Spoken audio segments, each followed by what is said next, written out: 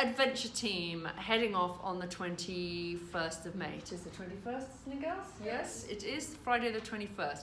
My name is Millie Whitehead. I know I've spoken to lots of you over the course of the last few months, getting you booked on with the girls here, and we are really excited for you.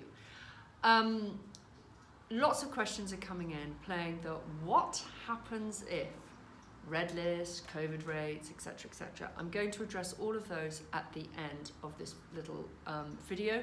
But the main purpose of this video is to help you also with your packing, so just in the last couple of weeks when you're really getting organised. So pull up a chair, pull up a cup of tea, pen and paper, and let's get you organised. Okay, so team size, 24 of you are heading off, whether you're in Costa Rica or flying straight out from England, America, Amsterdam, wherever you're coming in, you're all going to land on that Friday night and meet at the Rosa of America. Guys, for you who are already out there, we need you there by 6 p.m, if not the night before, and ready to do your PCR tests.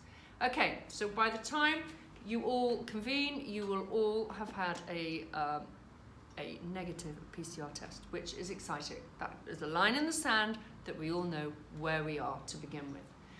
On the Saturday, you'll all be up bright and breezy, especially for those fresh off the plane. With the time difference, you're all going to be up and out, and you're going to go straight to Quipos. On the way, you're going to stop off for a crocodile safari, going down the rivers, just to kind of ease you into the world of the exoticness of Costa Rica. Your first stage, just outlining your itinerary again, your first stage, first week, is going to be staying in a finca, which is just outside Manuel National Park. Manuel Antonio National Park even, which is the iconic national park of Costa Rica. You are going to love it. It is the beginning of the rainy season, so think thundering waterfalls, amazing treks on these kind of high bridges going across the canopy, and I highly recommend you do this, strapping yourself on and throwing yourself across on these canyons on the zip wire adventure. It is really thrilling, scary, really scary, but really exciting. So you're going to have time to do all of that. But while you're here, clearly is the volunteering angle. And this whole adventure program was put together in January, February, when we had to cancel Cuba, and it has taken off, and it has been back to back full. And one of the exciting things that we did with the first group is they identified a fishing village very close to Quipos, which was really run down. Their community centre was absolutely on its knees. So every single group has breathed life and fresh air and paint and energy into this community centre. So much so we had the grand opening with the last group, and now we've paying to have a teacher there full-time, or not full-time, twice a week. This community centre for these little kids up to the age of 13 can go, play, be looked after, and it's a really fantastic little success story. So you will be working hard while you're there, engaging with the kids. So have a look at the kit list. If there's anything you can squeeze into your rucksacks, pens, paper, paints, skipping ropes, I don't know, random stuff. If there's anything like that you think would be good, shove it in your rucksack, because they will love it. Okay, so from there, you're then going to head inland to Natura, a wildlife sanctuary. Trust me, it is hot, it is inland, steamy, and this is your tough challenge, hard work phase. So I'm warning you now, they're gonna have you up at 5:30 in the morning feeding all the animals, and every single group has done some major physical, hasn't it, girls? It's been really hard work. Renovating a pen for the panthers or the birds, digging trenches, but it's real teamwork stuff. Everybody really embraces it, and funnily enough, it's one of their highlights, so you will love it. To be up close and personal with all these exotic animals is a real treat. But I'm just warning you, it's hard work, so be prepared. Then your third phase is off to Samara, which is one of the cool hip surfing beaches on the Pacific coast. This is where you're going to be allowed a little bit of downtime, And there's lots of optional extras here from surfing. Well, we're going to give you some surfing and a yoga session all thrown in. But there, you can do more yoga, you can do more surfing, you can go horse riding, you can go kayaking. There's all those optional extras for you to sample if you want. Whilst you're here in this phase, you'll be split into 2 groups, and each group will nip off further up the coast to go to ASVO, which is a government-run turtle conservation organisation, and you go literally to this really remote place. It's a kind of desert island experience. It's not desert island, but you feel like it.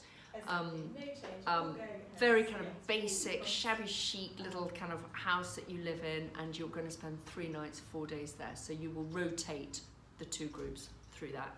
And then at the end, you'll all have a huge festivities, and then either come home or go on travelling independently afterwards. So that is how the itinerary works out. It is fast track, it is busy, it is hot, it's hard work, it's challenging at times. Some people kind of, especially in the first week, are overwhelmed because of the jet lag and dehydration. So you have, especially in the first week, got to be very mindful. If you're feeling kind of a bit out of sorts, it will pass, okay?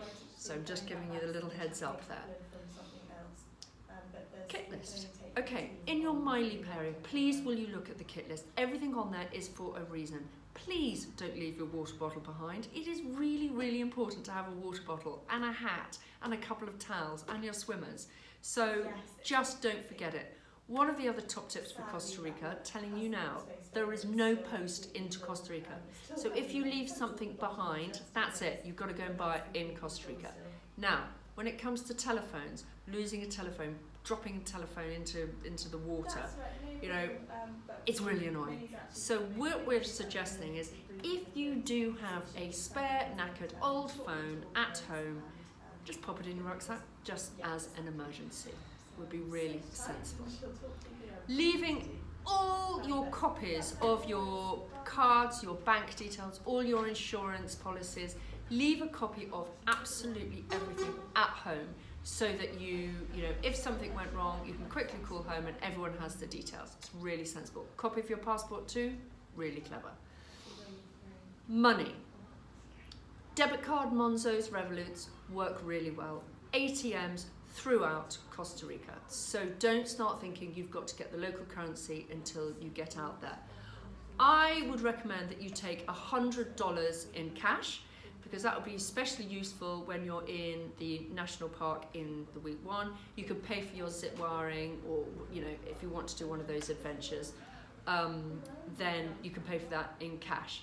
But get the local currency out when you're there from the ATM, and get little and often. Okay, health, right. Now, everyone thinks COVID is the biggest threat to everybody known to mankind. In Costa Rica, it isn't. The biggest threat that we worry about more than anything, and it is so simple, is the simple cut. The simple cut in the tropics can get infected really, really quickly, and you can get cellulosis, speedy, and you have to go to the doctor, have antibiotics, and a steady flow of antibiotics. So that is what we are really, really on the case of. So please take personal responsibility when it comes to the cuts. Clean them, keep them in good order, and if you're worried about them, please show them to your team leaders. Rehydration, dehydration, again, another huge risk in the tropics.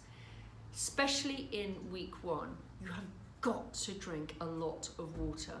Dehydration can make you feel so ill. Headaches, body aches, aching bones, you feel like you've got flu, and before you know it, everyone's kind of pulling the COVID card, and actually it's not that, it is just simple dehydration. So what would be really sensible is in your wash bag, you take rehydration salts. And every day for the first week, I would be, as a matter of course, just taking a rehydration salt every single day for that first week, as your body gets adjusted to the climate. Now we're going to discuss the old topic of COVID, everyone's favourite topic. In Costa Rica, right at this moment, you have all heard people who've got friends out there are panicking, everybody, and their phone has not stopped going for a week. Oh my God, there's a rise in COVID and Costa Rica is locking down. So let's just explain what's really happening. Yes, there is a rise in COVID and it has been steadily rising since Easter, because Easter is bigger than Christmas in Costa Rica, and they go crazy and all intermixing, and then this rise, which is what we're seeing now. As a result of this, the government has clamped down further on the nighttime curfews to make everybody stop partying at night and calm everyone to stay more at home. They've always had a curfew. They've been running this nighttime curfew since before Christmas. So they're just expanding the time. So now it's from 9 p.m. to 5 in the morning. So all the restaurants, all the cafes are going to be closed at 9 o'clock. But for you guys on the adventure team, you're not going to notice this at all until you're at Samara. But you're not even going to notice it then, because you're in a little elite bubble, you're in your own homes, and you can do whatever you like in your own home. So you're not going to be literally told to go to bed at 9 o'clock. That's not how it works. You just got to be off the streets at 9 o'clock, which is a matter of course. At the beaches, also the government are really clamping down on the illegal beach parties, which have been going on since Christmas and causing absolute havoc. So that is, if people say to you, oh my God, I'm in Costa Rica and it's become so boring, it's because there will be no beach parties late at night, which, let me tell you, is a good thing. And for parents and ourselves back at the Leap, we will sleep much better knowing that those beach parties are a thing of the past. So that is all when it comes to the nighttime curfews. In San Jose for the next couple of weeks, there is a bit of lockdown with non-essential businesses, but you're not going to notice it. For you guys, you're not going to notice it. When it comes to COVID, let's be really honest here. We cannot prevent you from getting COVID. It's like saying, please don't have that expectation in your head. All we can do is minimize the risk, and we have to work as a team. So a team and a bubble it will be. And every member of you has to take responsibility. When you're out going to get your money from the ATM, you've got to wear your mask, you've got to wash your hands, you've got to help protect the bubble. If any of you get ill within the bubble, Chris and the team leaders have to make the decision whether they're going to take you to the doctor to be assessed, and at that point the doctor will assess you and make the decision. Are you going to be COVID tested, or are you actually just going to be sent home because you've got tonsillitis or whatever it is? Right now in Costa Rica, because it is the beginning of the rainy season, this is when typically you get seasonal flu. So there are lots of sneezy colds, sore throat bugs going around. So the doctors are not just saying to everybody, you go and get a COVID, you go. They are just trying to steady the ship and work out what is COVID and what is the seasonal flu. So let the team leaders and the doctors guide us with what we are going to do. If you get COVID, okay, then we will have to close down as a bubble, not close down and stop, but we will have to stay where we are for 10 days, and we will sort out all the logistics. And hopefully wherever we are, we can keep going with the project work. So leave it to us. When we're in the situation, we will decide where we are, how long we've got left in that place, and what the best course of action is. So we will guide you. The next question that everybody's asking is, what is going to happen with Costa Rica going on the red list? Okay, do we have any inside information? Sadly, we don't. So wish we did, but we don't.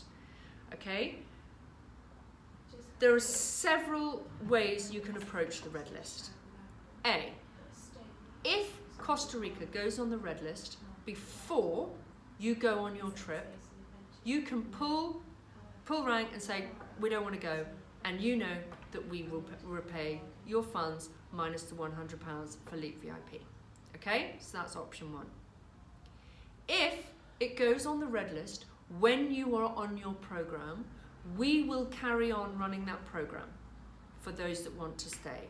And therefore, if you decided to leave, and I'll explain that in a minute, before the end of the program, there will be no refund for the part of the program that you've missed. Okay? If it goes on the red list, historically, but we all know that Boris and his team can change the rules like that. But if we work on historic experience, a country goes on the red list on a Thursday or Friday, and you have 1 week to get home. Okay? If you decided, right, we're going to get home within that 1 week's grace, I can tell you now that the flights with Air France and Iberia are going to be absolutely chock-a-block.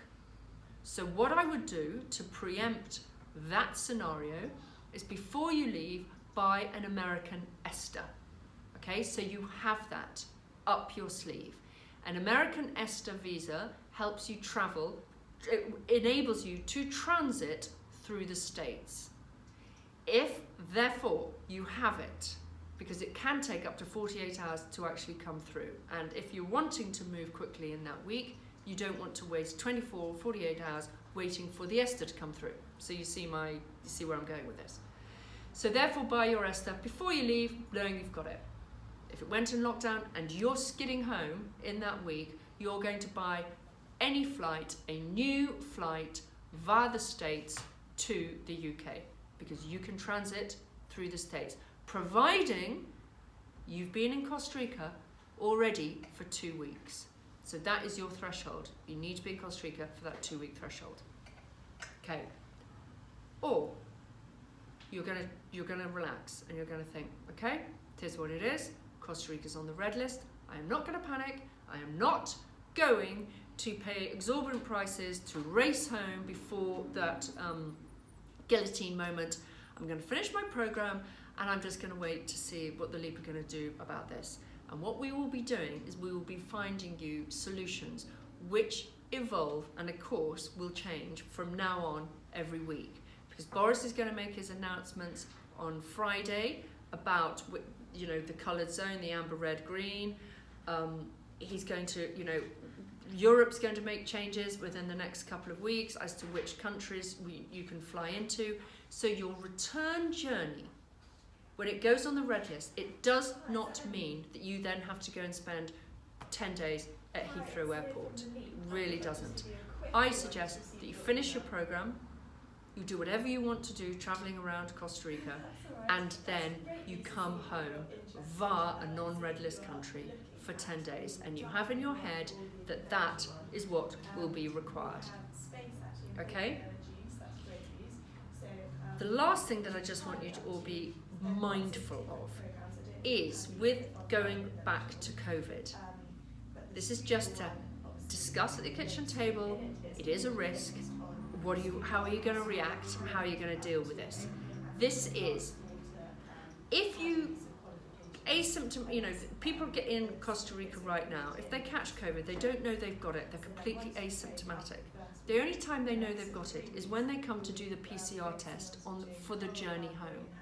If you get a positive test, then you are asked to stay in Costa Rica for 10 days, isolate, before you can get a new test, before you fly home. Okay? Now, if you do that, we know exactly what you need to do, what forms you need to fill, and we will lead and guide you. And I strongly recommend that you all go and stay at the Rosa of America, which is the hotel that you start with, and not at the end, especially if you're independently traveling, in the Marriott or some hostel. Because if you isolate there, you're often in a room by yourself for however, you know, for the 10 days. And the Marriott, you know, you're just in the air conditioning and you're just in that cell. Whereas the Rosa, you've got outside space, you're going to treat it as an extended holiday, and it's really thoroughly nice. And you can order Uber Eats and you can have a nice experience. And what two leapers have just done this week is they got retested 5 days later with an antigen test, and now they're coming home earlier. So what I don't want you to do is panic. We have seen these scenarios all before, and we will lead you through it. All I'm doing through this little video is to brief you on the various scenarios so you can discuss this at home as a family and feel comfortable. You know, if this happens, how am I going to react? If this happens, what are we going to do? So you all know as a family what you want to do. Okay? So yeah, that's no problem at all. I hope clearly it doesn't go on the red list. We have had no rumours that it's going, and when Kenya went on the rumours, there were rumours for about a month. So we've heard nothing. So I say, sit tight, keep planning. You are going, and you are going to have a fantastic adventure. Any questions? Give us a call. You know where we are.